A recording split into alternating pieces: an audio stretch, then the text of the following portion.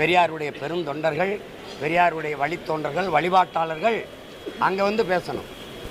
சீமான் பெரியாரை திட்டார், பெரியாரை இழிவாக பேசிட்டார், அதனால் அவருக்கு ஓட்டு போடாத அப்படின்னு நீ நல்ல ஆண்மகன் சொல்லணும். எப்படி சொல்லணும்? அங்கே வந்து சொல்லணும். பெரியாரை பற்றி பேசி ஓட்டு கேட்கணும். சரியான வீரமிக்க ஆண்மக்கள் அங்கே வந்து பேசணும். அங்கே பெரியார் அங்கிட்டு விட்டு காந்தி படத்தை கட்டு ஓட்டு கட்டா பிஞ்ச செருப்பு வச்சு பிச்சு போயிடுவேன். ஐயோ ஒன்று பேச துப்பு இல்லை. எதுக்கு உனக்கு பெரியார்? பெரியார் தானே கட்சியா இருக்கு. சீமான் அவர்கள் என்ன காரணத்துக்காக இப்படி பேசுறாருங்கிறது ஒன்றும் புரியவில்லை.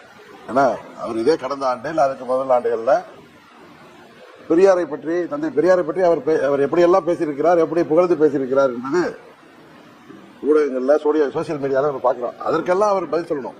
நீங்கள் ஊடகத்துறையை சேர்ந்தவர்கள், அவரை பார்க்கிறப்ப ஊடகத்துறை நண்பர்கள் தான்.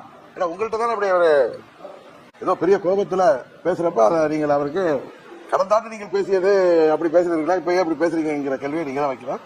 உண்மையிலேயே ஒரு சமகாலத்துல ஒரு அரசியல் கட்சி பொதுச் செயலாளரா, தலைவரா, எனக்கு ஒரு அரசியல்வாதியாக இது மிகவும் மனவேதனையும் வருத்தத்தை அளிக்கிறது, வெட்கப்படுகின்ற சூழ்நிலை இன்றைக்கு இருக்கிறது.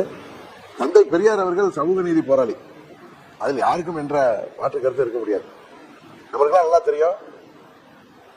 நமது தேசத்தந்தை அண்ணல் மகாத்மா காந்தி அவர்கள் எங்கே ஒரு கிருஷ்ணர் கோயிலுக்கு போன போது அங்கு நீங்கள் வரலாம், ஆனால் பட்டியலிட மக்களும் தீண்டாமை காரணம் காட்டி வரக்கூடாதுன்னு சொன்னப்ப அண்ணல் காந்தி அவர்கள் அவருக்கே உரிய சுவாதத்தோட அவர்களை சகோதரர்களை நீங்க அலோவ் பண்ணலன்னா நானும் இந்த கோயிலுக்குள்ள வரமாட்டேன்னு சொல்லி திரும்பி போனார். தந்தை பெரியார் அவர்கள் ஒருபடி மேலே போய் அந்த பட்டியலிட மக்கள் யாரெல்லாம் கோயிலுக்கு நீங்கள் அனுமதிக்கவில்லையோ தீண்டாமை என்கிற பேர்ல அவர்களோடு நான் கோயில் பிரவேசம் செய்வேன் என்று ஒரு சமூக நீதி போராளியாக அவர்களை அழைத்துக் கொண்டு கோயிலுக்கு செல்கின்ற வழக்கத்தை ஏற்படுத்தியவர். அவர் சமத்துவம், சமூக நீதி, தீண்டாமை, பெண் உரிமை, இது போல